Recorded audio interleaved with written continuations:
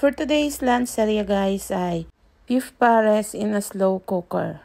Dito gumamit ako ng beef sirloin at hiniwan ng pa-cubes. Naglagay na rin ako dito ng garlic, ginger, onion, isang beef cube, 5 spices, then 1 and 1/2 cup of water. Naglagay rin ako dito ng 1 tablespoon of brown sugar, soy sauce, oyster sauce, asin, paminta, at hinalo-halo muna guys bago natin isalang sa ating slow cooker.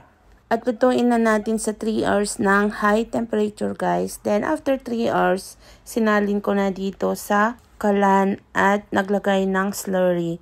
Sa 1/4 cup of water, naglagay ako ng 1 tablespoon of cornstarch para lumapot ang sabaw ng ating beef pares.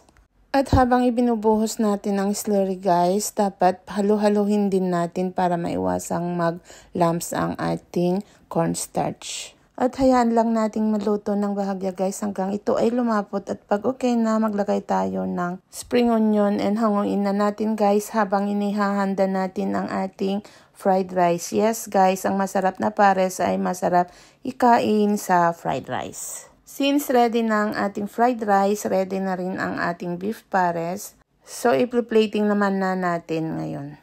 May pagkalapot ang ating beef pares guys kasi ini-adjust ko kasi ang asawa ko ayaw niya sa masabaw. Pagkalagay ko sa serving bowl, naglagay na rin ako dito ng spring onion, fried garlic, chili oil. Then serve it with fried rice.